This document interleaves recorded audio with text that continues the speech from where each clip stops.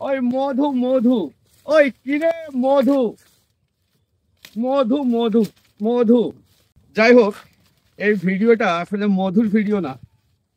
এই যে ভুট্টা ক্ষেত থেকে ভাঙার পর এই যে ভুট্টার দেখুন এই কালারটা কত সুন্দর, গোল্ডেন কালার, একদম গোল্ডের মতো কালার।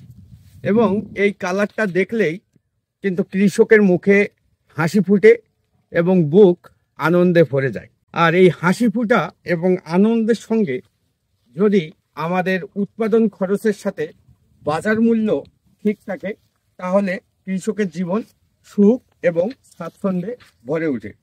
সম্মানিত সুধী, আসসালামু আলাইকুম। আমি সবুজ, আমার নতুন আরেকটি ভিডিওতে আপনাদের সবাইকে স্বাগত জানাচ্ছি। আমি যে জায়গাটায় স্ট্যান্ড করতেছি অথবা যে জায়গাটায় দাঁড়িয়ে আছি, এটি আমার একটি ভুট্টা ক্ষেত। আর এই ক্ষেতটি 1.5 একর অর্থাৎ 150% জমির উপর আমার এই ভুট্টা ক্ষেতটি। এবং এই ক্ষেতটি অথবা এই এলাকার মাটি খুবই উর্বর। বছরে 3 বার এই ক্ষেত থেকে ফসল তোলা যায়। যেমন আমি এখন ভুট্টা করেছি, এই ভুট্টা তোলা প্রায় কালকের মধ্যেই শেষ হয়ে যাবে। তারপর এটাকে আবার নতুন করে চাষ করে জমিটাকে পাটের জন্য প্রস্তুত করা হবে।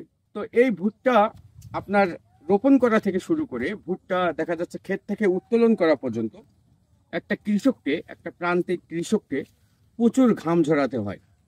তার মাথার ঘাম পায়ে ফেলে এই কষ্ট করে এই ফসল উৎপাদন করা হয়।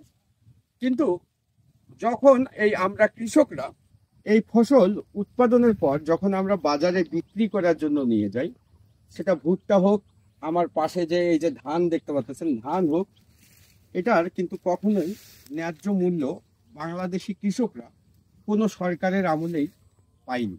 এবং এই বর্তমান সময়ে আমাদের এই ভুট্টা রোপণ থেকে উৎপাদন পর্যন্ত একটা হিউজ কস্টিং থাকে, একটা হিউজ খরচ থাকে। এবং বাংলাদেশের কোনো গভর্নমেন্টের আমলেই আমাদের দেশের কৃষকরা ফসলের ন্যায্য মূল্য পায়নি।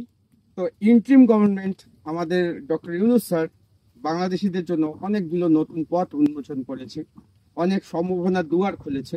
আমি একজন কৃষক হিসাবে সরকারকে অনুরোধ করতে চাই যেন এই যে আমরা যারা কৃষক, যারা মাথার ঘাম পায়ে ফেলে ফসল উৎপাদন করি, যেন আমরা ফসলের মোটামুটি একটা ন্যায্য দাম পাই, যেটা আমাদের রোপণ থেকে শুরু করে উৎপাদন খরচের সাথে সামঞ্জস্য রেখে যেন এই খরচটা দিয়ে কৃষক লাভবান হয়ে অথবা এই দাম পেয়ে কৃষক লাভবান হয়ে তার জীবনের উন্নয়ন এবং উন্নতি ঘটাতে পারে। এবং আমরা সবাই জানি আমাদের বাংলাদেশ একটি কৃষি নির্ভর দেশ। এবং এই কৃষি নির্ভর দেশে যদি এই কৃষির অর্থনীতি সচল না থাকে, তাহলে যে দেশের যে জিডিপি আছে এটা ধসে পড়বে। এবং খাদ্যপণ্যের দাম যখন বেড়ে যায়, তখন কিন্তু একটা দেশে দুর্ভিক্ষ শুরু হয়ে যায়। এই ভিডিওর মাধ্যমে সবার প্রতি বিনয়ী অনুরোধ জানাচ্ছি, কৃষকের পক্ষে কথা বলুন। কারণ এই ভুট্টা একটি ইন্টারন্যাশনাল প্রোডাক্ট এবং বাংলাদেশে এখন ব্যাপক চাষ হয়। আর এটা শুধু মানুষের খাদ্য না, এটা পশু পাখির খাদ্য হিসাবেও প্রচুর ব্যবহৃত হয়। এবং ভুট্টা দিয়ে অনেক মুখরোচক খাবার সারা পৃথিবীতে তৈরি হয়।